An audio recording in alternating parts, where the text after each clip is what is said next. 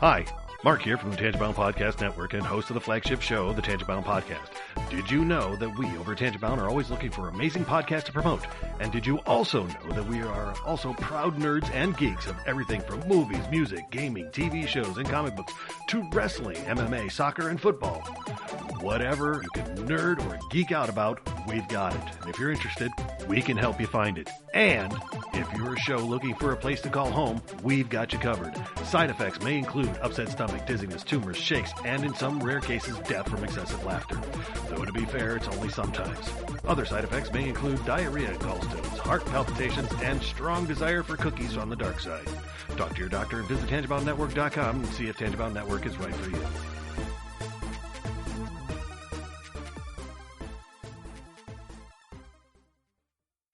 We're not doctors, therapists, trained professionals of any kind, so if you feel you do need help, please reach out and get the help you need. We have a whole list of things on our files page over on Facebook at facebook.com/crazylifepodcast, and or just search on the internet for the suicide prevention hotline number, or go to NAMI.org or whatever resource you can find. But just please reach out for help if you need it. If you feel as though you're going to harm yourself or others, definitely reach out. And try not to be alone. Also, if you feel that way and you realize that you're writing a note or making plans of how you would do, like harm yourself or others, definitely reach out. That's a huge red flag. And lastly, please do not replace the idea of therapy with listening to this show. Again, if you need help, please reach out and get the help that you need, or contact us. We can try to help you find the help that you need.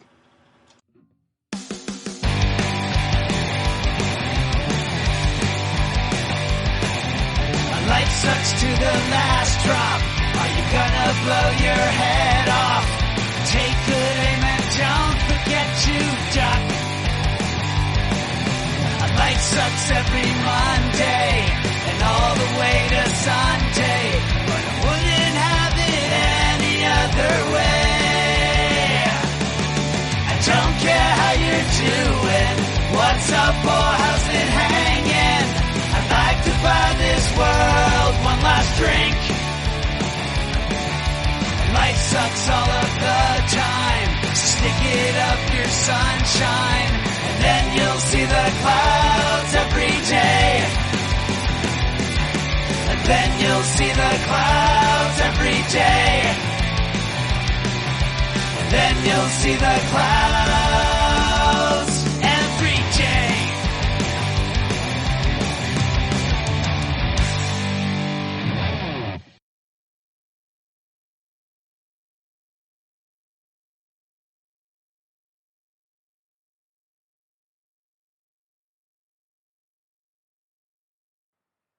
Welcome to the Crazy Life, everyone. My name is Jen. I am your hostess of the evening, and with me, as always, we have Brian and Henno. Hey, guys. Hi. Hello. How's it going? Pretty bitchin'. Nice. Nice, right? Nice. Nice. Right on. Awesome. Well, who wants to start us off and let us know how their week went? I will. Okay. I did nothing until noon today. You lazy butt.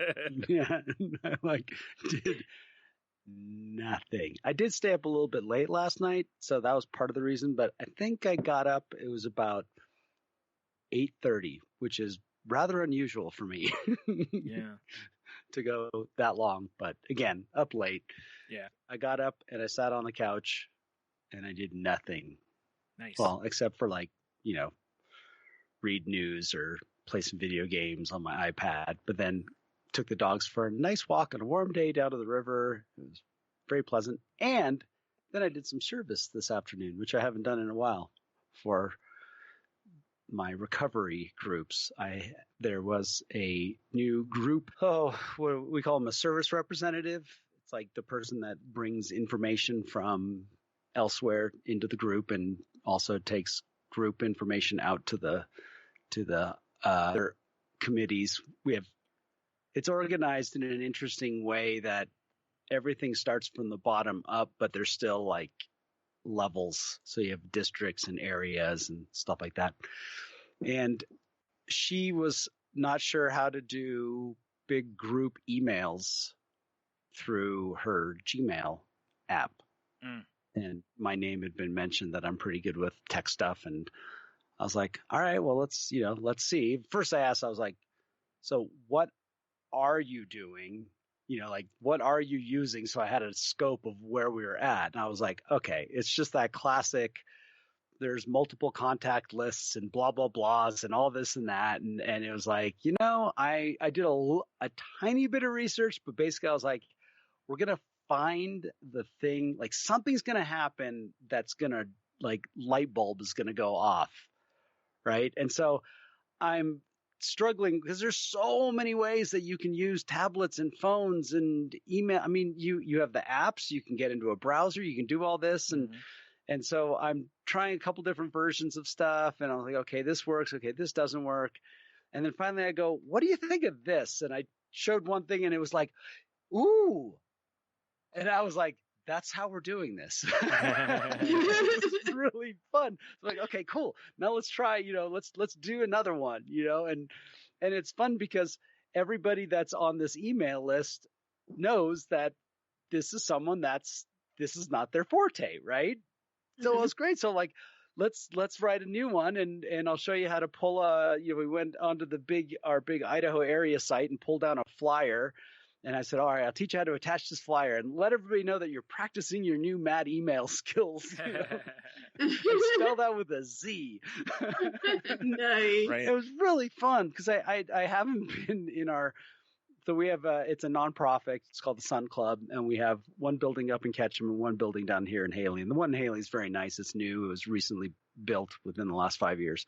And so I met her down there, and the place was empty, and it was just fun. It was really nice, and it felt good. I haven't been in amongst that for a while because realistically nobody has. They're still doing meetings via Zoom, Right. and they're still not doing it in person, which I was a little surprised at because I'm like, right now you could do it outdoors and masks, and you can definitely communicate, but I get the whole thing. There's just aspects of it. I could see how there's that part of like. And I'm struggling with this with myself is I really want to be responsible. I want to do things that are, but on the other hand, like this week, this was also part of my week is I texted you guys, I did 33,600 steps just at work one day. Yeah. That's crazy. And it was, I couldn't believe it. All I knew is by the time I got home, we were doing some lawn upgrades, just seed. We had, 10 yards of dirt. And the one thing that I do is I'll go in and pull roots out, all these surface level roots. And the last time I did that, I did it for several days in a row, and I actually ended up having some major tendonitis issues and cramping and stuff. So I said I would do, I set a time limit. This is how much I'll do, and then we'll move on with the rest of the day. And it ended up being really good. The plan went really well. I was able to do a lot. I went a little longer than I wanted to, but then we got the significant amounts of this project done. A lot of moving around, a lot of physical labor. And I got home. I wasn't even hungry, which is a bad sign. So I was just trying to chug. Like my hands were cramping a lot. So I was trying to, I had a bunch of Gatorade in the refrigerator. And so I pounded like 2 of those, and I laid on the couch, and then I was aware of 11 o'clock at night. Like, oh my goodness. It was like, I think I'll get up and go to bed now. Yeah, because that was Wednesday, because we were talking about recording, and Jen, Jen was like, "Well, I think Heno's busy tonight because we hadn't heard from you yet." And then finally, you were like, "Oh, hey, I just crashed." Yeah, it was amazing. Like, and the next day, it wasn't that bad. Like I had a little lower back issue because I was raking a lot, and I prefer one side over the other. So obviously you twist a little bit. Yeah. And I had that weird thing where, because I was going back and forth with a rake, that muscle that's next to your shin, that was sore, that needed to move back in because I was rocking back and forth. Yeah, right. right. And I was like, oh yeah, okay, yeah, that's a, and it was just a reminder that I'm like, I'm done doing this kind of work. Yeah. I'm happy to do it. I felt so the next day was finishing and it wasn't as brutal, but it was still pretty rough. I pulled up a ton of our existing lawn and moved it, and it's pretty heavy and it's a lot of bent over. I mean, the good news is I haven't been going to the gym that much, and I'm not in, it didn't hurt me to be out there doing it. So I was like, that's good. That means I'm no longer injured like I have been for years. Yeah. But I was done, and it mentally it felt great. It really feels good to get in and do a good job and accomplish the task. But I'm like, physically, I have no interest in doing. I don't mind doing it at my house, but I don't need to do that for a living anymore. I have a lot of other skills that I could be putting. Like, for example, earlier in the week, we have an owner that has, where like a hardwood floor transitions to a tile floor. And that last strip can be a real bummer just because you want it nice and smooth, but now it's too thin and it splinters because people are always walking on it. Well, we replaced it with a nice chunky piece, but now people catch their shoes on it and it chips and everything. Well, not only when I did the finish work on that, when I did the finish work, I created a sample. And on that sample, I actually wrote down every product I used. Oh, that's smart. And I know. And I walked in the paint room and I'm like, I knew what stain I'd used, but I didn't know what finish I'd used. And I was like, oh, wait a minute. And so I go into this room where I store all of my samples. And sure enough, there was my sample. Well, unfortunately, they didn't have that product anymore in town. And I was like, I can't wait. So, but I got in there, I sanded down what I needed to sand. I I did the staining, I did the finishing, and it looks amazing. I mean, it's exactly the way the last time that they were home that they saw it, right? They're going to walk in and they're going to be like, oh, just because it's what they wanted. They're like, they'd send an email and I was like, that's what I should be doing now. Yeah. I shouldn't be out there with shovels and sawzalls and ripping roots out of grounds and that kind of stuff. And I'm at the point where I don't need to feel weird about that.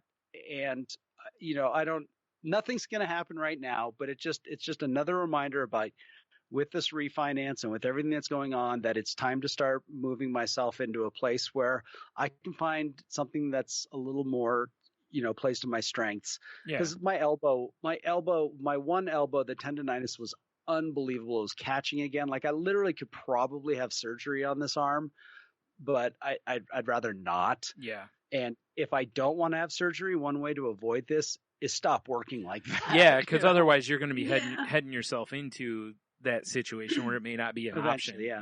Or by not being an option, I mean it's like you got to have surgery. Yeah, because you got to clean up the area or whatever. Yeah, exactly. Oh, yeah, that's what I have so much scar tissue in there that I don't have my full range of motion anymore. And my chiropractor helps me a little bit by breaking down some of the scar tissue, and it works and stuff. But the reality is I could have somebody go in there and orthoscopically clean it up, and I'd probably be a lot better. But, but it was a good week, and it felt good to use. Again, I like being useful when I'm using every part of what I can do. Mm-hmm. But I feel like I hate to say it, but I don't think it's like a false pride, but I think I've earned a choice.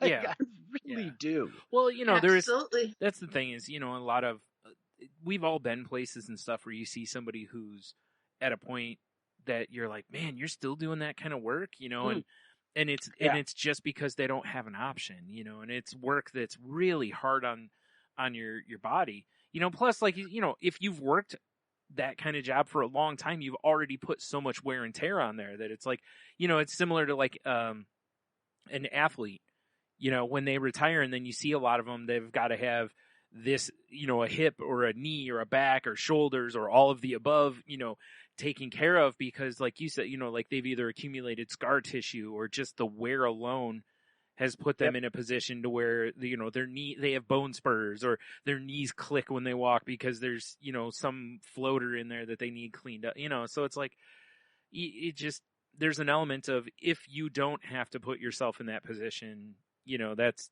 a nice option to have, you know.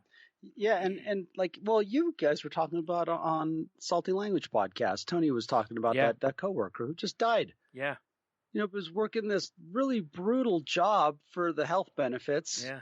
And then died at a young age. And I was like, I'm going to have enough problems already. It is from jet skiing and all those things. I don't need to do more. And, right. And it was really great talking to my friend Dawn today. That was the person I was helping. So she said she quit today. She quit her job today, and it was the first job that she'd quit without, like, on good terms, on her terms, basically. Yeah. Not as in middle finger my terms, but right? Yeah, based on choice. Yeah. And I was like, yes, that's what this is about. This is about knowing that having the confidence, and that's how this came up. Is the conversation is we were sharing these ideas of like finally having that confidence and the self-respect and the self-love to make decisions for yourself and be okay with like having somebody argue with you about it or say why they don't think it's a good idea, but still feel confident in your own decisions because you've nurtured that positive intuition in your life. Yeah. And I think that's what other part of this is that I feel like I have nurtured good intuition. Yeah. And I have tools in that I share these things with you, and you guys are my, feedback. You'll call me on it right away if it doesn't sound good, or if there's something that you think is questionable. And I feel more and more like I'm moving in that right direction. Yeah. Again, it doesn't have to happen now, but in the next couple of years, if I do that thought exercise, which we did this with Angela's awesome podcast, and I think I still have it up on my Dropbox, but it's that 1 year, 3 year, 10-year vision. Yeah. And like I've said a million times, I'm not into vision boards and all that stuff. However, if you can, the only way that you can set yourself up for 10 years from now is to look at 1 year from now and 3 years from now, because there are steps on that journey you can make. And I think I'm ready to revisit that exercise again. Yeah. I think it's like, you read this stuff that talks about, like, even if you don't feel you're in a position where you could switch careers right now, and I don't mean you necessarily, I know just the general that if a person's miserable, it's like, well, what do you really want to do? Can you start moving toward that? Even though you can't full on make the leap, can you at least run in that direction, even if it's going to take you 5 years, and just make sure that the things you're doing move you toward that goal. Like you were saying, you don't have to look and completely laser focus on 10 years. You can look at, okay, what can I do now? What can I do a month from now? Just to where you're like, hey, I'm moving toward my goal, even if you never get there, it's like, well, at least I was trying to get where I wanted to go, instead of just being miserable where I am. I'm at least trying to enact the change I want in my life. Yeah. So my kind of, I forgot about this for a win. So I thought I was going to have an appraisal this last Monday. They showed up on Friday. Oh, I thought I had a weekend of cleaning the house and getting some things in order. Whoopsies. And there was a knock on the door. And my win for the week was just saying, cool, come on in. Yeah. What are you going to do? Right. I need you to come back. With it and not even, no excuses, no nothing, laughing about it a little bit, because that's what, the last time I had this note in an email where it said that I'd busted, my buns cleaning this whole house, and the person walks in, spends maybe 5 minutes and leaves. And I was like, what was all the point of that? Right. Yeah. And so, I absolutely was completely okay with it. I had no, doubts about it, no fears, no nothing. It was such a good win. And the other one was also just, I had a busy schedule this week, and I stuck to my schedule. And I did the things I needed to do, and other things that are at the back end of that schedule just have to wait. And I'm not changing anything, and I'm not going to sacrifice anything. And it felt really good. And that's my intention for the week coming up, is the thing that I'm in now, I'm going to complete and then I'm going to go move on to the next thing. And I'm not even going to worry about what other people's feelings about it is I have a schedule. And I'm going to be upfront. I said, this is the time that I have available, and I will devote this time to you. And to me, that's me valuing myself and valuing my time. Yeah. And putting, and being firm in your boundaries. Yeah. Not in a jerky way, but just being firm because you're valuing your time. Yeah. Yeah. Mm-hmm. And I will get there, and I will do this, and this is when I'll do it, and then I will own that time, and they get that time. Right. So that's a little growth moment for me right now. Is prioritizing and sticking to it, because I want to people please and do you throw it all out the window. Right. Absolutely. Right. Yeah, of course. So there I am. I pass. I'll go next. Let's see. This week. Well, it's been an interesting week. I ended up, I talked a little bit about this with the guys before the show a bit, but I went to the doctor, and the doctor was not happy with my numbers. So I've got some changes to be made in my life, but not all that unexpected. So I've known I've had to make some changes. There's just been a lot of emotional, personal stuff happening lately that have derailed me. Good, bad, or ugly, it doesn't matter.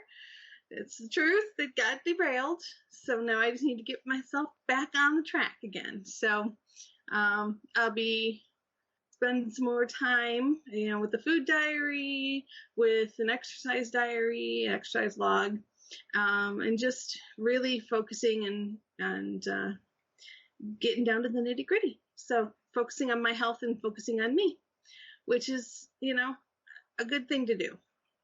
And it's something that we all have a tendency to forget, is taking care of ourselves. That being said, so I work in Ohio, even though I live in Michigan. And Ohio has decided to make masks mandatory, pretty much, anyways, to the best of their ability, in all public arenas. So is Michigan. So is Michigan. Mm-hmm. So, but since I work in Ohio, the rule is that while I'm sitting at my desk, which has plexiglass on 3 sides of my desk, so I seriously feel like I'm in a hockey penalty box. But I would still have to wear my mask at my desk the entire day. Right.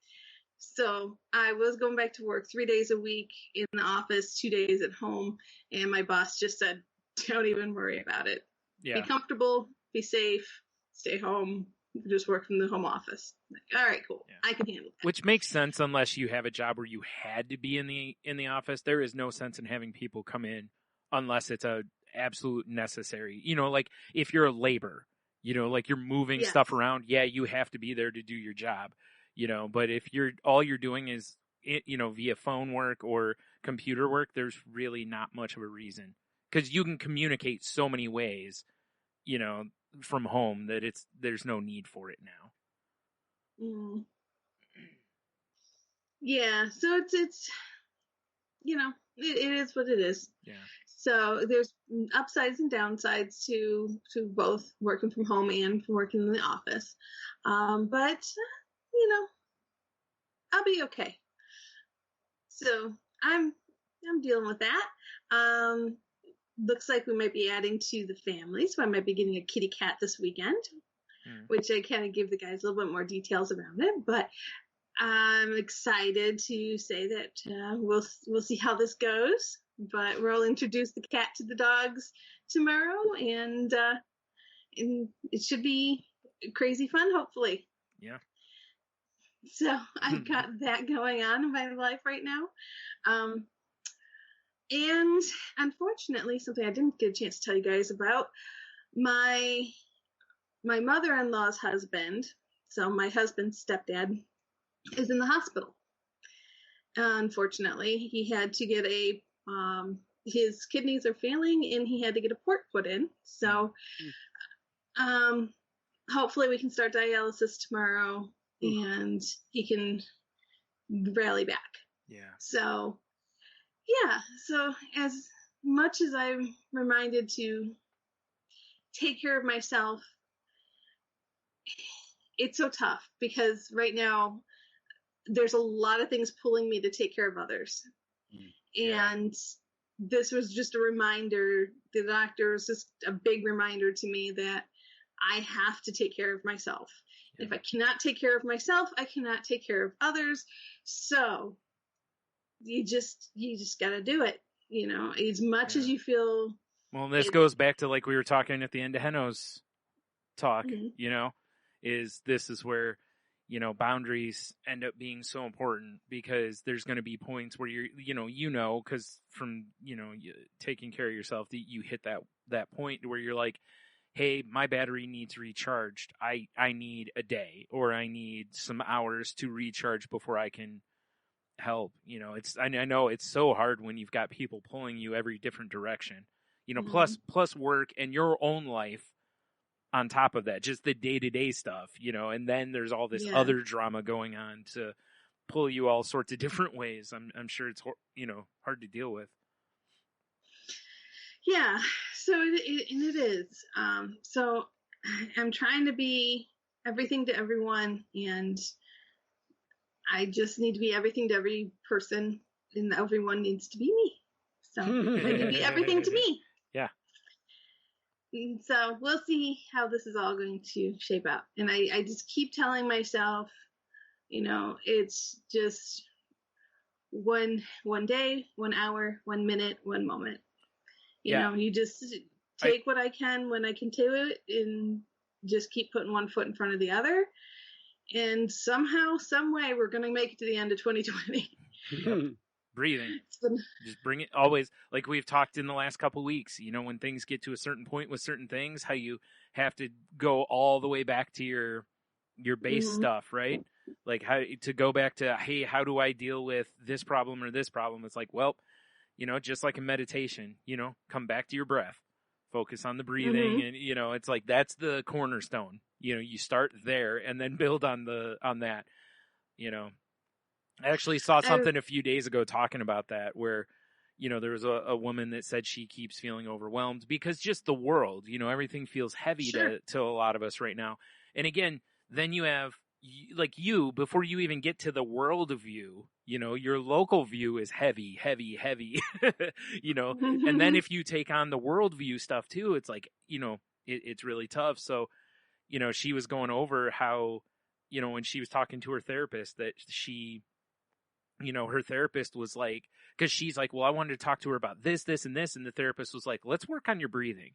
And she was like, no, I got about, and she goes, let's work on your breathing, you know, like let's bring it all the way back. And then, you know, so sometimes that's just what you have to do, you know, as like I said, we've been talking about it for the last few weeks about how, you know, we're finding that with, you know, Henno in the past has mentioned about, you know, his men's group or recovery groups or whatever. It's like, I need to get back to that because you feel like there's a piece of you that isn't whole or, you know, something's missing. So, you know, I just implore everyone out there that, you know, go back to that. Whenever you're feeling overwhelmed, try to find wherever you can, as we've talked in the past, you know, even if it's, hey, you're in the bathroom or whatever, is, you know, give yourself a couple of minutes before you go into work. Give yourself 5 minutes to do breathing before you walk into work. Or if you go on lunch, give yourself 5 minutes before you go back into work. You know. I actually, as my my father-in-law was preparing and getting ready for his son's funeral a week ago, he looked at me and he's like, how am I going to get through this? And I told him, I said, just one moment at a time, put one foot in front of the other. And I said, don't forget to breathe. Yeah. And, you know, and he's a ballroom dancer. Oh. And I said, the box breathing. So I told him about box breathing. Yeah. And I walked through it with him. And I said, and do it to the count of 4, like you would a waltz. It's like, in 2, 3, 4, out 2, 3, 4. Well, in 2, 3, 4, hold 2, 3, 4. There you go. Yeah. Out 2, 3, 4, hold 2, 3, 4. Yep. So forgot the hold in there. Right. But I said, you know, do it just like you would your waltz in your head, and then said, just keep doing your breathing. And of course, I told him to wiggle his toes. Yeah. Well, in those situations, stuff like wiggling your toes is probably even better than than it normally would be, because it can provide a bit of a distraction as well. Because if you're focusing on that, it's harder to focus your brain on other stuff. So same with the breathing, though. When you're focusing on that, feeling the air come in and hold and then back out. Like I said, I remember the first time years ago that I saw one of the Taibo workouts, and Billy Blanks was talking about how when you're moving, and I'm sure other trainers and stuff do this too, but he was talking about like when you do these motions to feel like when you push like you're punching, to feel the energy transfer like from your shoulder down to your fist and feel your muscles tighten, all the way through. And at first I was like, this is ridiculous, but then, over the years I look and you see that in some of the like, fighting techniques and stuff, that it's kind of that kind of a concept too, is feel the energy transfer, feel your hips, even in sports, feel your hips turn as you're stepping into a throw in football, feel the snap, essentially, of your hips rotating forward or the ball coming off of your hand, and it seems so silly, but it's like in those moments, if your mind is so focused to that level, you're probably more likely to have success, because all the random stuff won't be in there. It's all muscle memory, essentially, at that point. You're just working through it, so it's amazing how well that works, but how silly it sounds until you start the execution of it. It just sounds ridiculous. Yeah, to clear the mechanism. It is. It really is. Yeah. Yep. So, find your point. but that's what I have going on this week. It's an okay week. And I'm good with okay. Yeah. Okay. I'll take it. I will take it. And then actually I mentioned the fact that I can't wait till 2020 is over. I'm just ready to be done. And they looked at me and they're like, who's to say 21's going to be any better? See, I was just going to say that kind of comment is seriously a what's next type of thing. It really is. Because it's They're like, remember when we said we couldn't wait for 19 to be done? Yep. I'm like, yeah. Yep. All we have is today. Yep. All we have is today. That's right. what we got to focus on one day at a time. That's right. Yep. I guess. Minute, breath, whatever. All right, Brian, what's going on with you? So, this week's been, it's been kind of interesting for me. I had a 6 feet Harold moment that turned into Nice. turned into a manager coming over to make sure everything was okay at Target, because there was an obnoxious woman walking around the store that, she's not wearing a mask. Now, this was before Ohio's mandate took effect, so she still technically was okay, even though Toledo City Council and Mayor had already said, hey, wear a mask, whatever. And I'm fine with that, even though I'm not. You know what I mean? Like, I can accept it. I understand that when I go out, there are going to be people not wearing masks. I get it. But this woman was right up on my back. And I mean, right up on my back. And I turned and I was like, can you please back up? And honestly, even without coronavirus, I'd be like, can you give me my 3 feet? Like, can you just give me personal space? What, cause if I barely move backwards, I'm hitting you in the face with my elbow kind of a thing, So anyway, I may not have handled it as well as I could have, because she came back at me with some attitude. And when she did, I kind of lost my cool and, yelled at her. And then she, was all upset about me about me telling her what to do. And I was like, well, you could be spreading a deadly virus to me, and I care about that. I was like, and she's like, well, your mask isn't going to protect you from that. I'm like, it would if you were wearing one. I was like, that's the point of us all wearing these.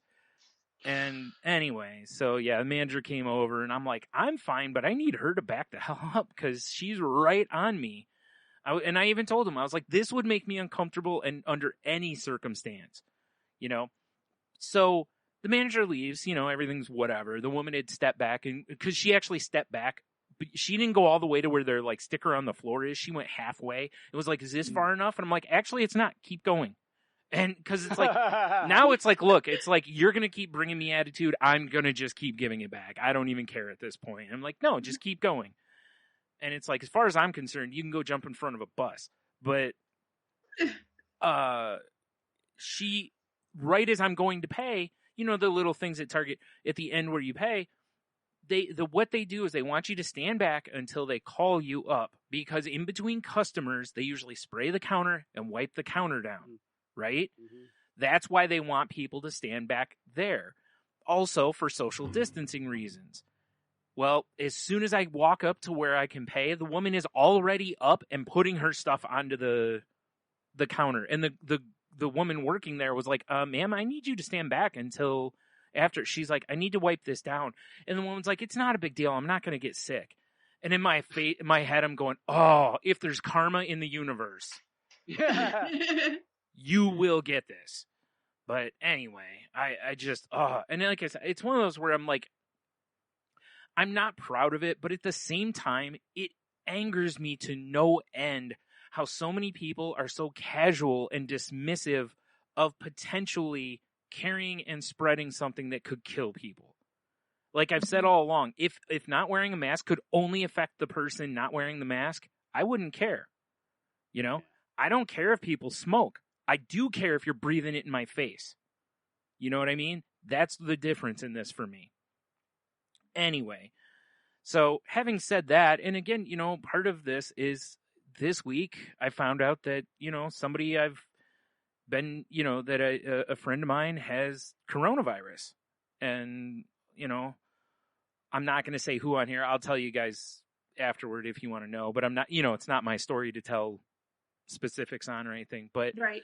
Anyway, and it, you know, I'll be honest, this is the first person who I actually know. You know, like, you know, I've seen some of the people I've interacted with on Twitter and whatever, where their family members or, well, I take that back.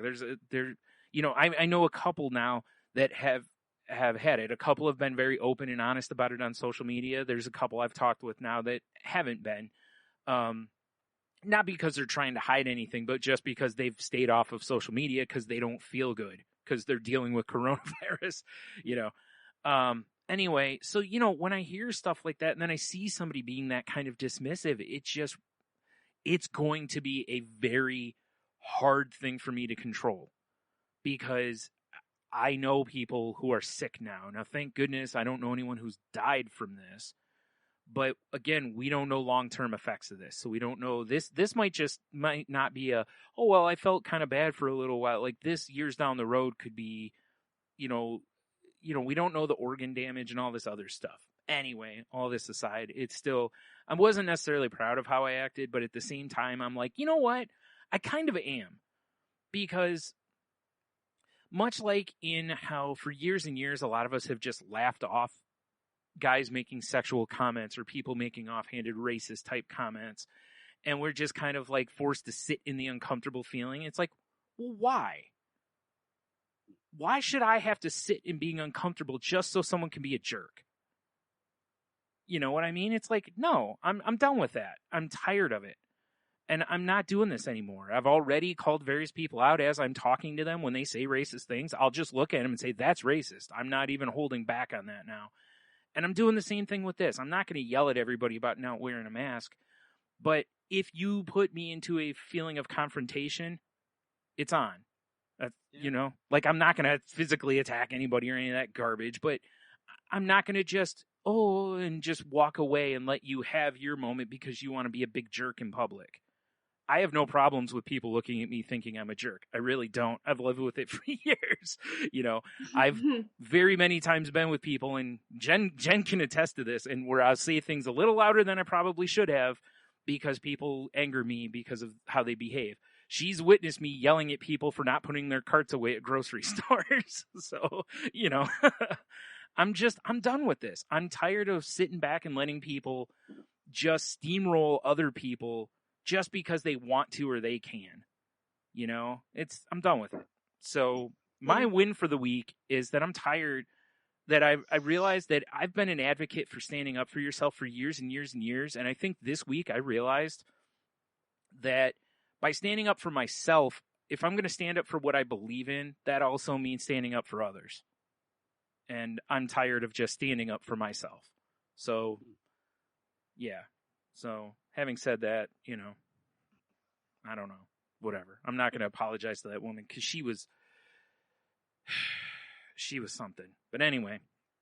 And actually, really, my win for the week is actually not even this stuff. It really is also that there was somebody that I've talked to for a long time online, and they were going through a really difficult thing this week, compounded by their anxiety and whatnot. And I just reached out to them at, different times and talked with them. And then, one of the nights when they were talking about how rough this was and they weren't sleeping, and I'm like, hey, I was like, because they kept moving forward in the face of their anxiety, which I know can be really hard for people with anxiety or depression, or depending on how your self-esteem and stuff is. A lot of times you won't fight because you don't feel like you deserve it. And they were doing that. And I was like, hey, 2 things for you. 1, remember to be kind to yourself. I'm like, also, I'm like, you're doing great. Like, don't let yourself lose sight of this, because again, game recognizes game. I understand. And I'm like, hey, don't lose sight of the fact that you're doing a lot more than you probably realize you're doing.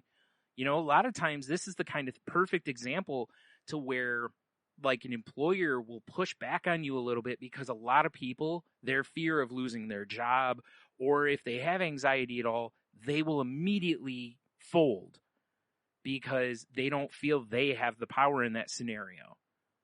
Or as Jen said, they don't feel like they have a choice. So I have to have this job. I have to give in to what they say. And whenever you can actually take that stand and say, no, I'm not going to take this because I don't deserve this. You're in the wrong. And I know it. And you stand for yourself. You definitely should be proud of yourself for that. Hey, even if you get fired, you know what I mean? Like, yes, it may put you in a financial hardship, but there is still a win in that, even if it doesn't feel like it. So, and it was nice that I was just doing it because I'm just like, hey, I've been there so, many, many times with the places I've worked and how they treated me. And then also, it was funny though, because at first I was kind of like, hey, tell me to shut up if you don't want to hear this, because of our talk last week. We had just talked about the whole like unsolicited advice thing. But I was like, I really feel like this is someone who needs to hear, hey, you're doing okay. Like, don't lose sight. Not to mention, it's like, yo, I got your back. I'm gonna wave the, if you guys have ever seen the GIF of where it's the guy that he's waving the thing, it says moral support on it. It's one of my favorite gifts to give people, like, and just like, hey, I got your back. You got this. You don't need anyone to get your back, but whatever. So, and it was nice, and they thanked me afterward, which I wasn't looking for, but it's still always nice to hear that it was appreciated and stuff. And it's just, it really is that I was coming from a place of, I've been there. I don't want someone else to beat themselves up or give in.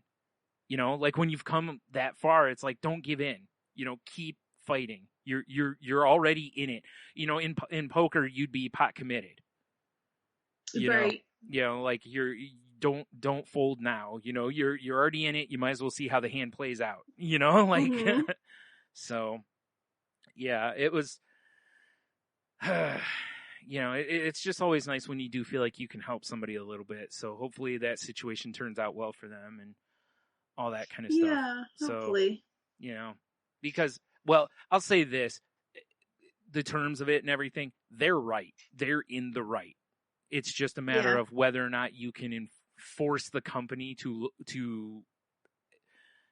not make it to where you have to go above them into like a lawyer or something to get your way. You know what I mean? So, and that, because that gets a lot harder. Sometimes just even if you are right, there is no win. Which is hard. It's a hard thing to swallow. Right. But... Well, and that's the thing is like in this one, it could turn into a case where in order to truly get to a win, it might take legal action, and a lot of time, like, that's where you got to really consider if it's worth it and stuff, so anyway, but yeah, overall it's been, I don't know, I feel productive, but you know what, one of the things that really did for me this week between that and the other thing was there was an element of self-worth that I think those two examples really gave me again. That I don't think I realized how I've kind of been missing some of that in that, like, I know who I am. I've never backed away from being a strong, opinionated person. I've always tried to put myself on the right side of history, and things like that. I've always tried. Now, I know I'm not successful 100% of the time, but I always try. And I think this week I really kind of got more of a boost that it's like, yeah, I feel like I'm on the right path. Like, I feel like I'm doing the right thing, even though I don't know what the heck I'm doing with my life. It just was nice to kind of feel like, yeah, kid, you did all right this week. That's good. I'm glad that you're feeling that way. Yeah. So, and it's just an ego thing is all it is. It's just, I got an ego boost, and now I'm a maniac because nothing's worse than me with an ego boost. So, well, I think you're tapped into like where I'm tapped into, which is like, it's good to feel useful. Yeah, it is. And it's good to feel like, where that you're on good footing. There's, cause that's how, like, I hear about your story in the grocery store. It's like, you're on solid footing. Yeah. You could augment your words or your attitude or those things, but your motives are sound. Yeah. They're based on, and so I think one of the greatest things is to feel like you're describing right now, where it's not about arrogance. It's like doubt went out the window. Yeah. I know where I'm at right now. I know, I'm in this moment, and there's no fear of it. And I think that's a huge win. I think that line right there is the key, is that I think part of the reason it felt good to me was I realized that there was a moment of me just throwing fear completely out the window. And over the last, 15-ish years, I have not done that like I used to. And I don't mean in any reckless way. I just mean that, like I've said in the past, if I see somebody being wronged, I would just say it, and I didn't care. And a lot of people are like, well, I don't need you to talk for me. And it was like, well, I didn't even realize I was sometimes. It just angers me so much that I just spout off. Like, I'm not even trying to white knight anybody. I'm just like, what is wrong with you, kind of a thing. And that's more of the way I was. Now, again, I don't want the temper part of that, because that's part of why I used to be that way. But I've realized that I've become a lot more timid than I've ever been. And I don't like that because, and anyone who questions it can ask Jen, I've been a huge proponent to people over the years to stand up for themselves. Don't be timid. Don't take blank from people, but again, of course, as you age, you also take the whole, like, is this hill worth dying on element into it as well. But when I realized, I think that's what it was this week, was I realized just how timid I had been in an area where I've never been known for being timid, really, and I was kind of like, what it was? It was a breakthrough in that I felt like my old self again. I felt That's like my awesome. heavy depression self, to where I was, I don't know how to word this other than I felt righteous. You know what I mean? Like that kind of a feeling, like you said, feeling like I'm on the even footing of like, hey, what I'm doing might not be delivered exactly right, but I don't have a problem looking back at it and going, yeah, I'm fine with the fact that I did that. Like You're touching on some of the most difficult things that I've heard discussed, especially by men.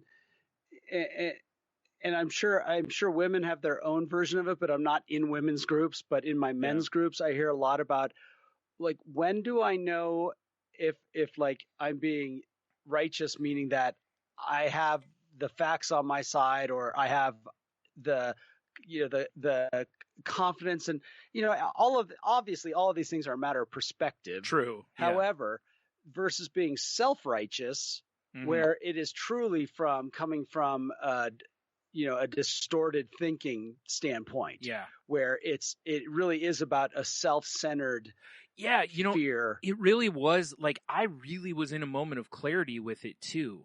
Like going into that a little bit, you know what I mean? Like there was no, and the thing was like, even as I was approaching her, I didn't say once, hey, like I wasn't even like mad that it was like, hey, it's been mandated. I didn't even mention that to her. My part of it was like, you could get people sick and die. Like that was where it was, you know what I mean? It wasn't even like, well, the law says, I didn't even get into that. It was just simply a humanity type of approach. And that's where I was coming from, was like, care about other people.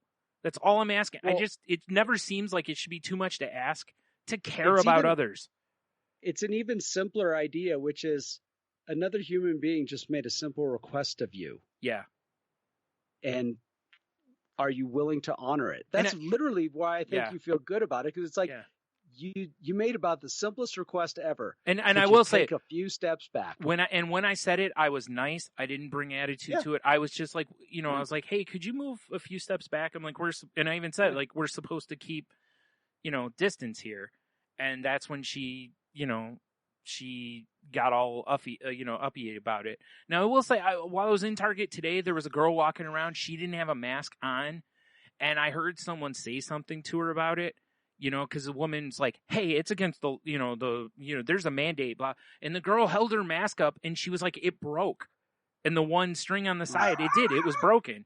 And she's like, what do I do? And I'm like, that's a great question. If you're in a store and one breaks, are you supposed to immediately leave if they don't have them available? Now, Target did have some you could buy right up front, but what is the, what's the protocol on that? You hold it in front of your face? I guess that's the best I could think of, is that you hold it on, because otherwise I don't know. To me, that's a legit question. My favorite that I saw was earlier in the week. I went to the post office. Guy got out of his car and I heard him go, oh man, I didn't bring my mask. He just tears off the sleeve of his t-shirt and puts it over his face. Goes for it. And I was like, all right, I haven't seen that move, but hey, you know what? That works. He's putting the effort in, That's great. Yeah. So. Yeah, the other one that's really a struggle is this idea of will and willpower. Mm-hmm. And that I hear a lot is like, when am I, when is this appropriate? Because this idea of exerting your will when you're trying to learn to be less self-centered. Yeah. And these are a lot of these words get a little odd because they have multiple definitions. Yeah. And the other one is, pride. Right. You're perfectly okay to be proud, but when am I touching into self-centered pride? Right. And they're these strange little like landmines. Well, I think one of the problems, recovery. Yeah, I was going to say, one of the problems I think we're running into in the masks thing is, like you were saying earlier, it's like when you look at perspective, right? You have the side that I'm on, which is saying, hey, we want people to wear masks because we care about other people, right? But there's an element of the other side that is kind of saying the same thing. Their approach is different in that theirs is we don't want people to be mandated to blah, blah, blah. Like, we want to protect our right to, what we put on our person, basically. And it's tough because both sides feel righteous, and there is an element of righteousness. Honestly, there's an element of it to both.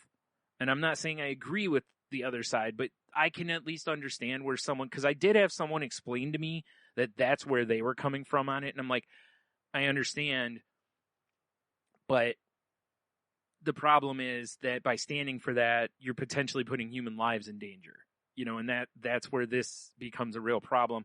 Whereas if I impose what I'm saying onto you, I'm not putting your life in danger. Most people wearing a mask, it's not going to kill them. Like it's not even going to harm them. And again, it's like, unless you have a severe condition or something, Because like I said, I have a really hard time breathing in them. I overheat super easy. I came out of Target today. I sat in the car for 10 minutes with the air conditioner blowing on me because I was so overheated. You know? So it's like, I'm not speaking from a position of not knowing what I'm talking about. I know it's hard, you know? And again, Sure. but I still go, it's worth it because I couldn't live with myself if I felt like I brought this to somebody.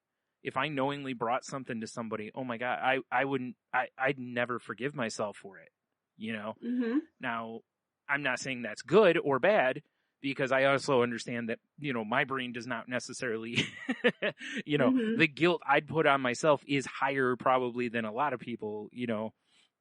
And again, that's not a righteous thing. It's just my brain will take it to a level it shouldn't be, you know? So, but anyway, it's one of those things that I understand that people are going to have differences in opinions of, and I'm fine with that. I'm fine with having differences of opinions. But what I'm not, like you said, Hano, it's like, and under normal circumstances, if I had turned around and been like, can you back up a little bit? Like, you're right on me. Like, it's a little creepy, you know? Can you just give me a little space? That's not too much to ask. We're taught, like, even in school, we were taught to give people arm's distance. Mm-hmm. You know? Like, just, hey, that's their personal space, is to give them arm's distance, basically. At least I was. You know, so just for a courtesy. Absolutely. Well, I think it's a strange. We're in a strange time as far as personal interaction and behavior, in that these are not theoretical differences. They are right in front of us. Right. And especially when it comes to something, this is not about I choose to wear my helmet on my motorcycle or I don't. Right. Like Yeah, I said, you no can one have- else is getting hurt if you don't wear a motorcycle helmet. And You know. from there you can make all sorts of arguments about, you know, the cost of this and that and blah, Yeah. blah, blah, and all that. Yeah. We're talking a basic concept. And I don't even need to go to masks. Yeah. Distance. Yeah. Can we maintain a distance from each other? Yeah. And are we willing to respect each other's desire for said distance? And it's different. It's Yeah. a different conversation. Yeah. To me, at least, it is. And I'll be honest, Mhm. you know, the distance thing might be scarier than the mask thing because I see less people doing the social distancing than I do wearing masks. Now, I will say today I was out and almost everybody I saw going into places was wearing masks because it's mandated now. You know, I did see a guy go into a Meijer store today. He walked in. The guy at the door was like, "Hey, you can't come in unless you have a mask on." The guy goes, "Oh, I'm just grabbing something right there, and I'll be leaving." And the guy let him in. And I was like, Oh, "What jeez. are you doing? You have one job there, dude. Your job is to not let anyone in without a mask, and you just failed." Right. You know, and realistically, it's like if that's the wrong person, I mean, you could get fined by the city for that. You know, so, but also it's like, okay, you let that one person in there. What if he's carrying? You could have potentially just infected anyone standing or around that guy just because you didn't want, you know, you got to know who you're putting at that door. It's got to be somebody who's willing to tell people a firm no, not just a, well, you know, and this guy was too wishy-washy. So anyway, but the social distancing part is actually scarier because like I said, you know, all the stores have got these things on the floor. They're basically, hey, please stand here type of a thing. And I keep seeing the different places I go, people just ignoring them. Or when you're in a grocery store, you're looking at, you know, lettuce or whatever, and somebody's right next to you. And it's like, can you not? You know, like, right. And it's tough because I think it's going to get worse, I think, because as people wear masks more frequently, they seem to care less about the distance, and they don't understand that we need to do both.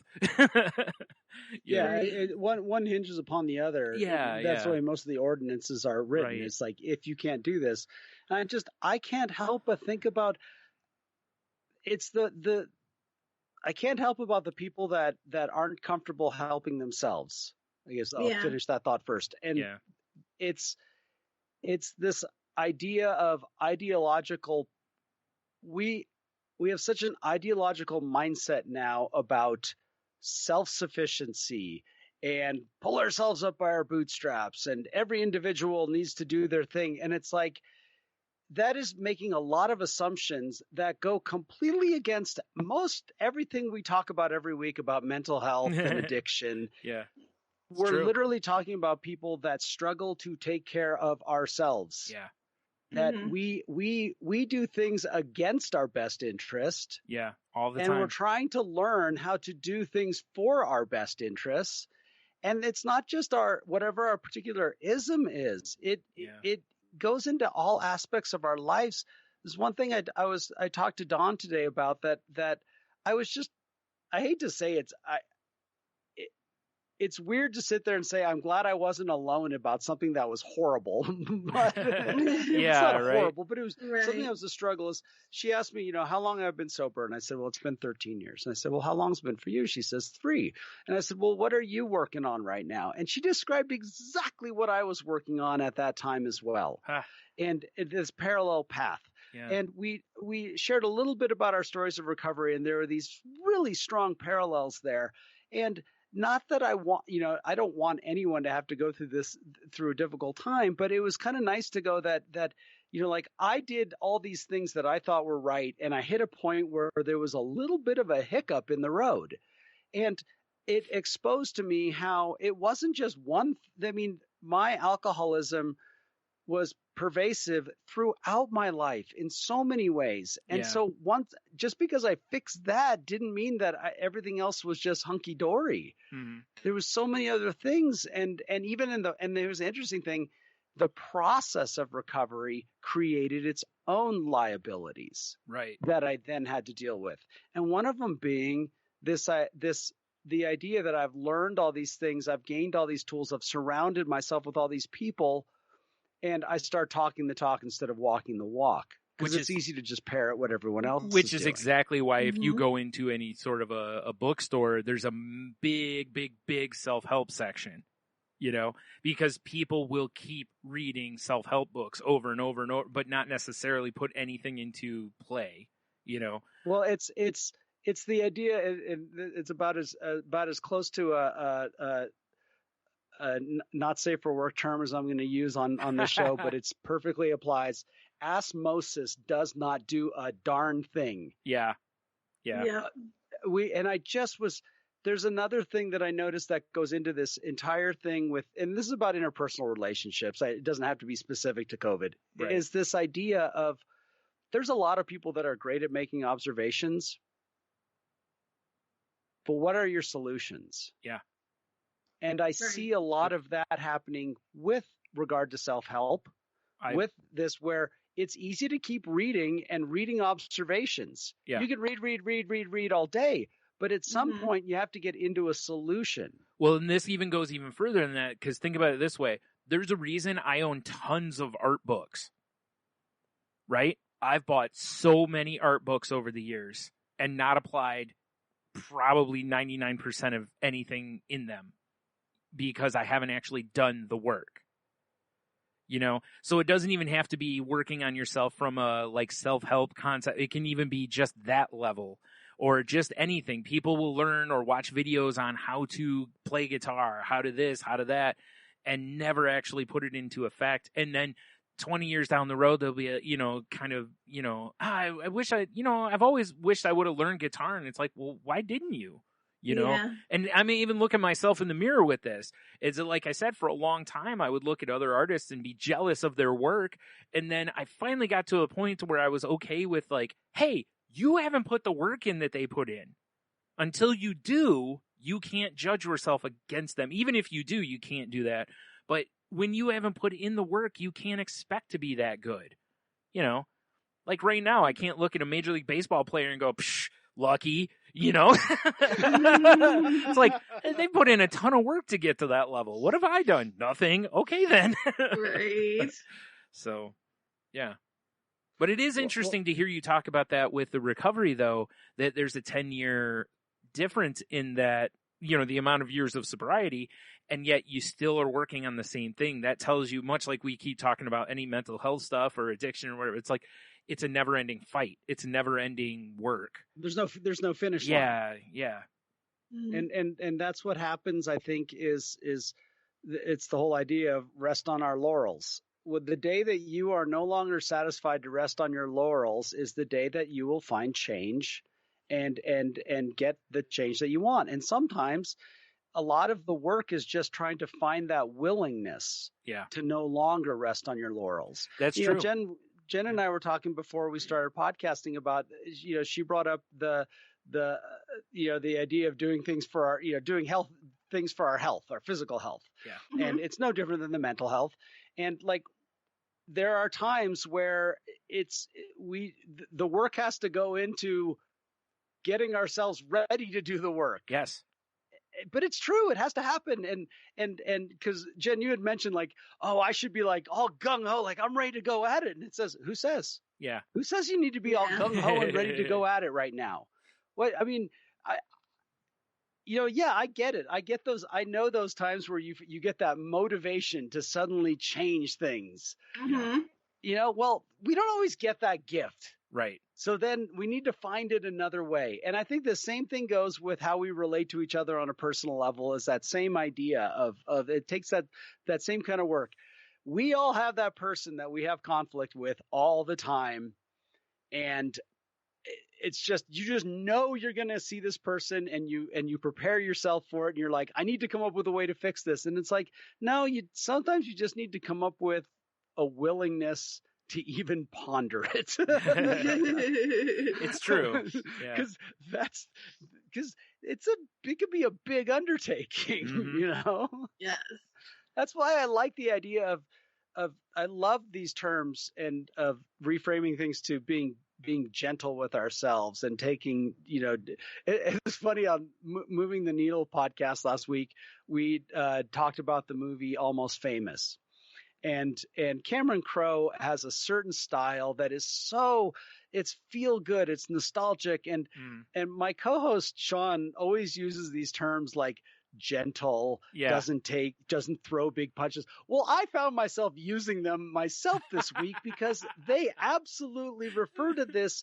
And it's funny, I'm looking at it as a negative on this topic. Yeah. Like, I don't want the director to be gentle. I don't want the director to, I want him to throw big punches, take big chances, and be on the edge a little bit. But here, I would rather take a kinder, gentler, softer approach to things and to be forgiving of ourselves and not so hard, because those are the fundamentals of any sort of improvement in my mind. That's why when I talk to this guy's 6'4" biker guy covered in tattoos, just looks like, well, he actually did leave the Hells Angels. He was one of the few people that left alive. They let him go, right?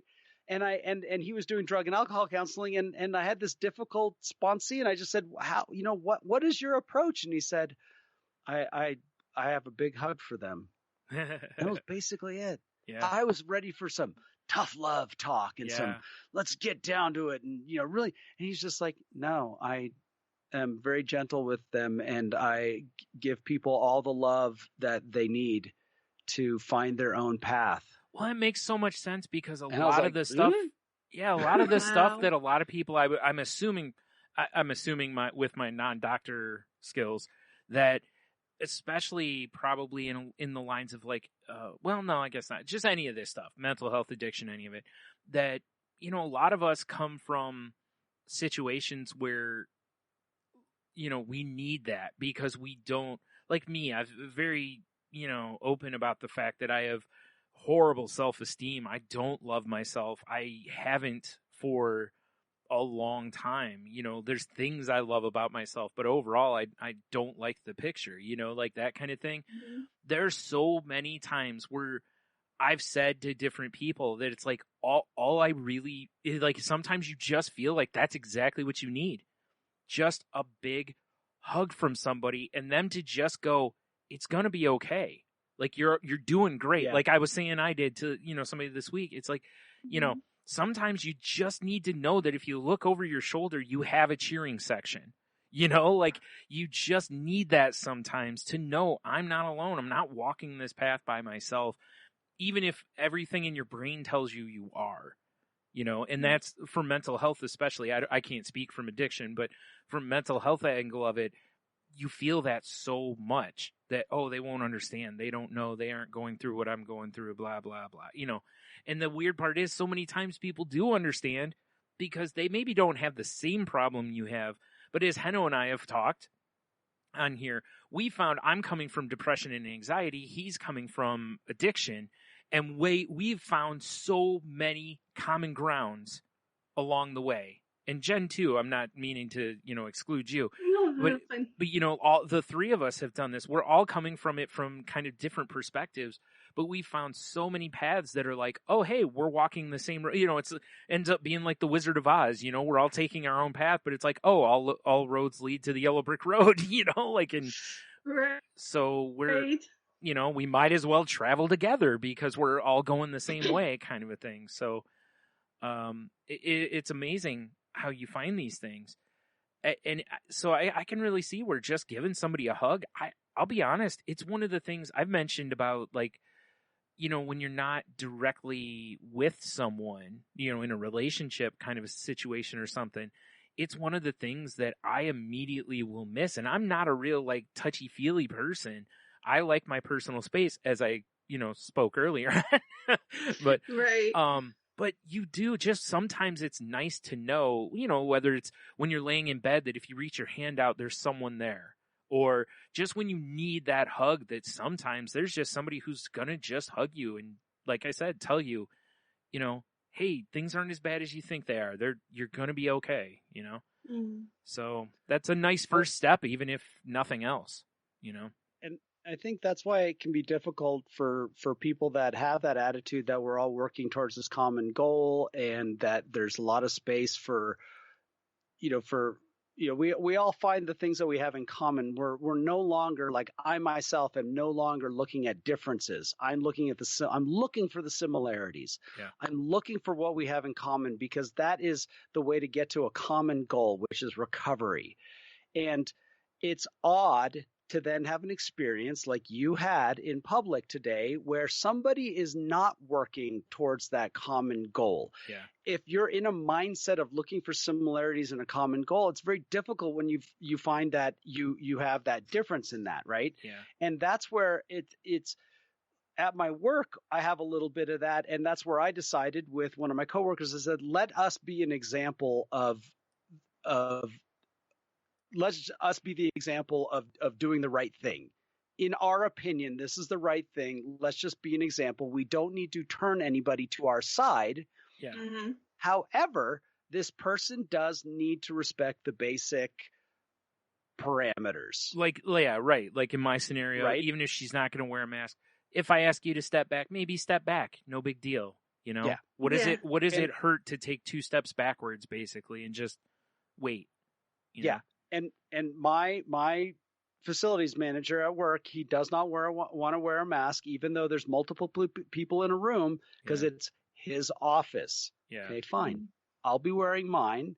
But when you walk into the main room and we're having a staff meeting, you better have one on because we're no longer in your office. Right. And you know what? That has been respected. So I looked at it as like, okay, that's a decent resolution to a conflict. That's about as close as you can get with a compromise in this scenario. Yeah. Yeah. Yeah. And that to me is worth progress. That's great. I heard through the work rumor mill, the old water cooler that somebody might be coming off of his meds and, well, we'll see what happens in a couple of weeks. Right. No. I don't want to be too judgy, but I share pretty openly about what's happened at work on here, and it's kind of scaring the heck out of me. Right. Oh boy. Yeah. I know. And now here's one for you, Jen. So you find out something like that from your coworker. What do you do? First thing is, if somebody announces to me that they're going off their meds, first thing I always ask them is like, do you have your doctor's involvement? And it's just I'm pretty straight up with it.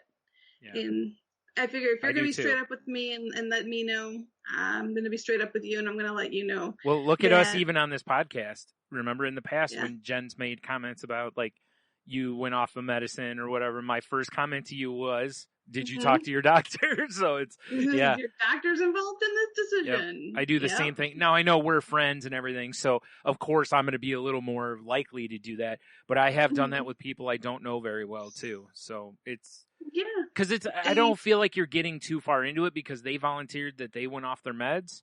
So I'm then going, hey, did you do this? If they get bent out of shape, and say, hey, I'm just asking because I care. You know. Yeah, exactly. And that's really what it comes down to. Also, I've And been that's- one to go. I went off of a medicine cold turkey, and I know it's not a fun path. So it's like, are you shit? Well, You that's shouldn't. the thing. Don't do this. Like, all right, so it wasn't told directly to me. So to me, that's a clear. Right there, there's a clear barrier. I heard this thing. Yeah. It's none of my darn business, and I'm Correct. not gonna. There's it's a different scenario, yeah. This is hearsay, right? Until Mhm. something happens. Yeah. However, when something because you guys have both been very open about the effects of doing this, Yeah. I'm Mhm. ready to see some behavioral changes. How Yeah. could you not have any? I mean, I hopefully there won't be. Yeah. I'm going to hope for Well, the best. The thing is, But even when if that you go off happens- the medicines the way you're supposed to, you can see differences, you know, because your body's still going through a withdrawal. It's just not as severe of a withdrawal, you know? But like if you go cold turkey, that's a whole different beast. Then the withdrawal stuff can be a big range of things depending on the medicine you're on and all that stuff. So, it's like Mhm. whether or not you'll see it or not, maybe it depends on what it is and, and what type of drug it is too. Cause if we're talking like medicines Jen's on, they're probably going to be harsher to go cold turkey than ones I'm on because bipolar meds, I think they work differently with your, than antidepressants do. Again, not a doctor. Always go talk to your doctor before stopping any medicine.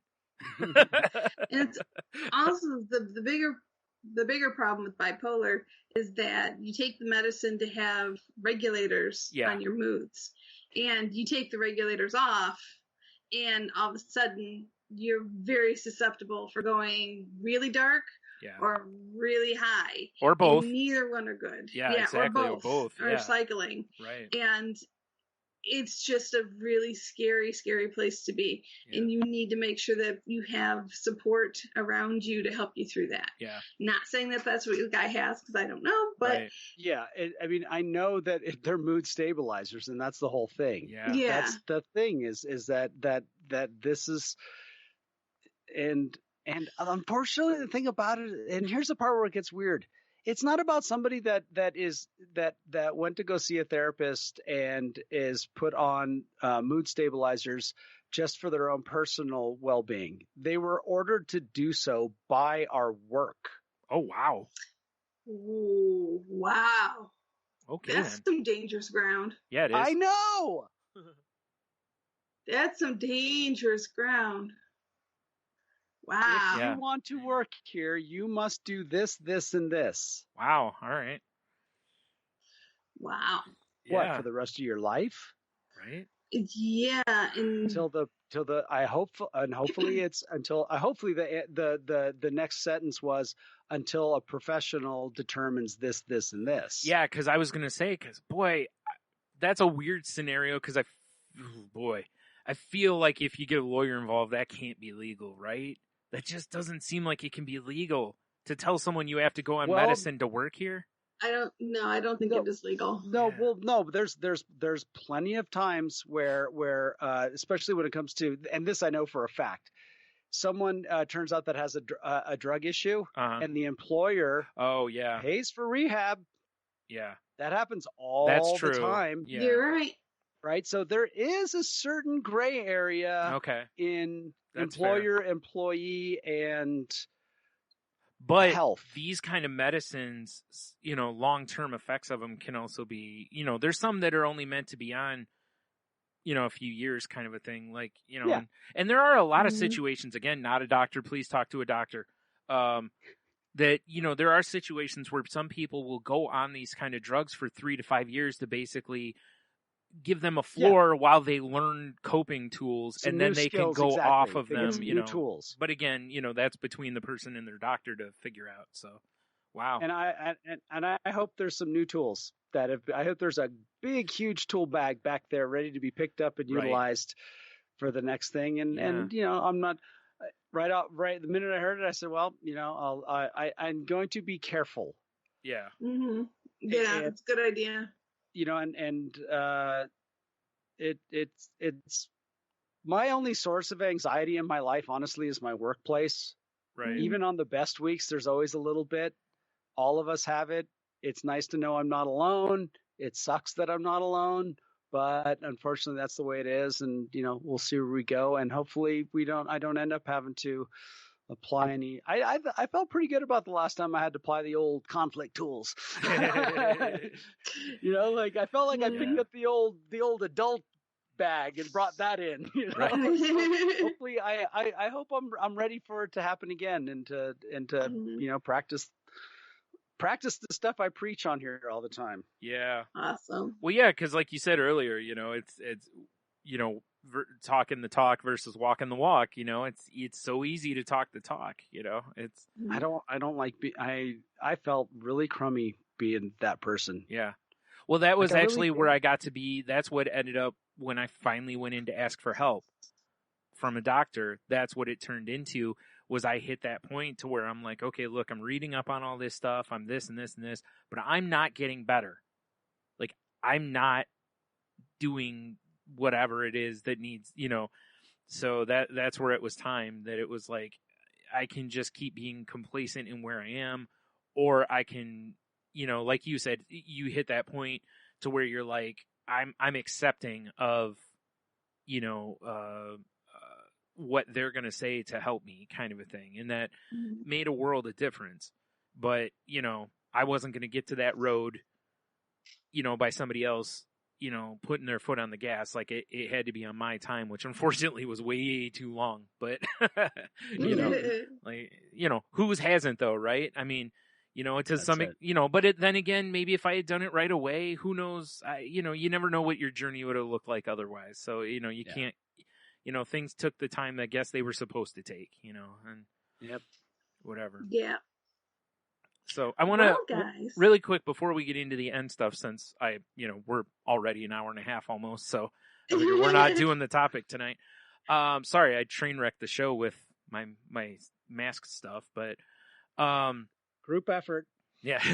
Oh yeah. But no problems. I wanted to mention on here something that I saw this week that is a huge thing, even though it won't take effect for a couple years, which was that the FCC approved the shorter suicide prevention hotline number. In 2022, the number 988 will be what people who are having suicidal thoughts or that kind of an emergency, they can just call that number instead of having to remember some long phone number for it.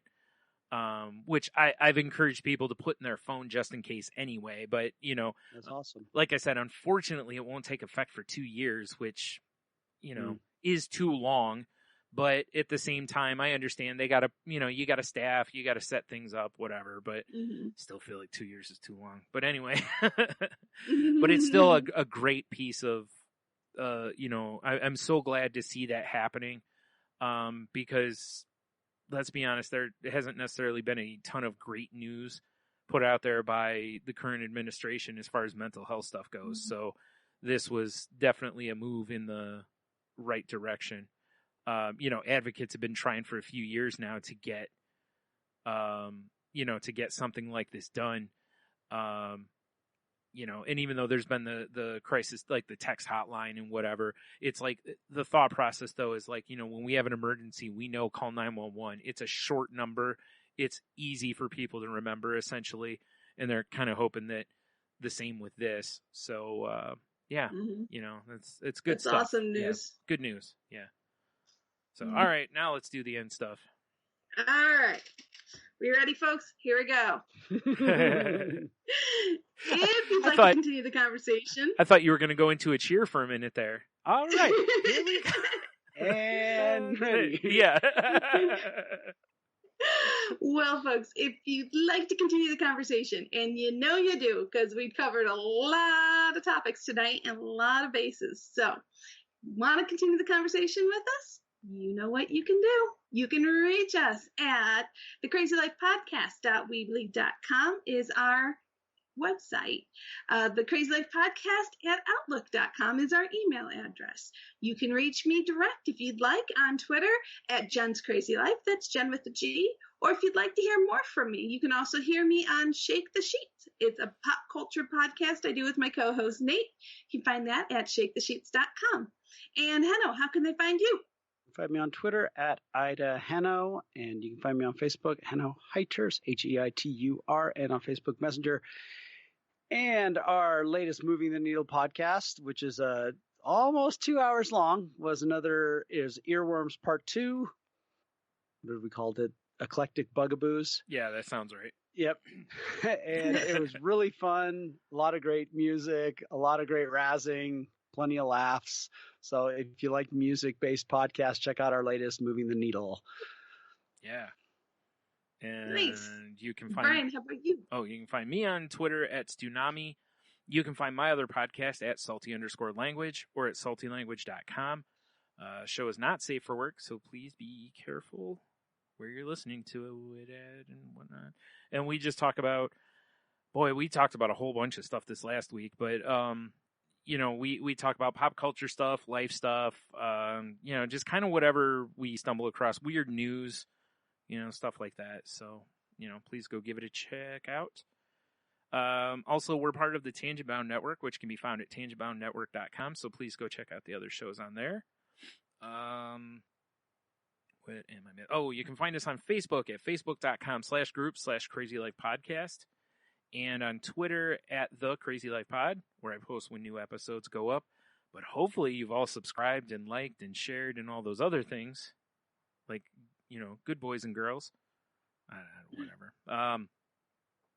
Yeah, I think that's all the links. So as usual, I ask, please reach out if you need help. There's all sorts of resources out there, and, please reach out to anyone. Like if you see somebody struggling, just ask them if you can help or if they need a shoulder kind of a thing or, to vent or whatever.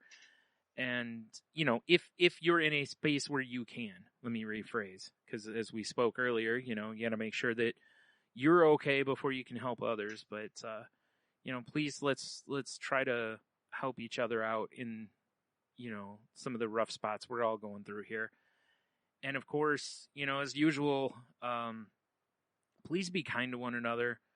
I do I've been seeing more and more people now, going into stores where, they got somebody wiping the carts down for them.